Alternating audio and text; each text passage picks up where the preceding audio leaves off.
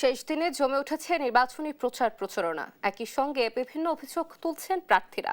দলের স্থায়ী কমিটির সদস্য আমির খসরু মাহমুদ চৌধুরী বলেন, একটি পক্ষের অপতৎপরতায় জনমনের শঙ্কা দেখা দিয়েছে, আর নির্বাচন বানচালের চেষ্টা করছে জামায়াত, এমন অভিযোগ করেছেন বিএনপির নির্বাচন পরিচালনা কমিটির সদস্য ডক্টর সাইমুম পারভেজ। সহকর্মীদের পাঠানো তথ্যছবিতে জানাচ্ছেন সুপ্রিয়া তৃষা। নির্বাচনী প্রচারের শেষ দিন সোমবার সকালে টাঙ্গাইল ৫ আসনের বাঘিল এলাকায় পথসভা করেন ধানের শীষের প্রার্থী সুলতান সালাউদ্দিন টুকু। গুপ্ত রাজনীতিতে জড়িতদের বিষয়ে সজাগ থাকার আহ্বান জানান। গুপ্তভাবে চলাফেরা করে, পরিচয় গোপন করে চলে। যারা পরিচয় গোপন করে চললে তাদেরকে কি বলা হয়? ষড়যন্ত্রকারী বলা হয়। প্রকাশ্যে আসতে পারে না তারা।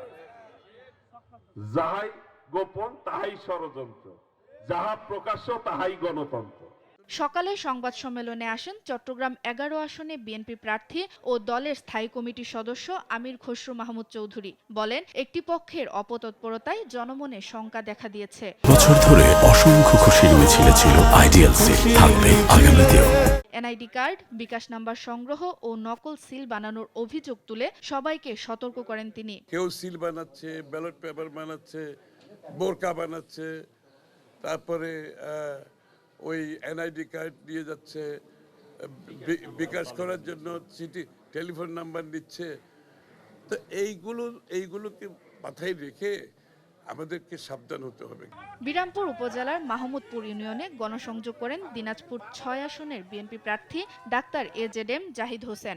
সকল ভোটার ভাই বোনেরা ইনশাআল্লাহ দলে দলে ভোট কেন্দ্রে উপস্থিত হবে এবং ধানের শীষের পক্ষে তাদের রায় দিয়ে বিএনপি তারেক রহমান তথা আমাকে তাদের পাশে দাঁড়ানোর সুযোগ দিবে বলে আমি বিশ্বাস করি।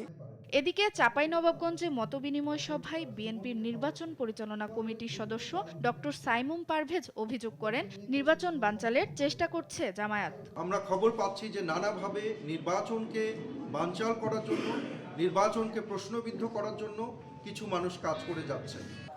এদিন চাঁদপুর ৩ আসনে মিশন রোড এলাকায় বিএনপি প্রার্থী শেখ ফরিদ আহমেদের পক্ষে লিফলেট বিতরণ ও গণসংযোগ করেন প্রবাসীরা।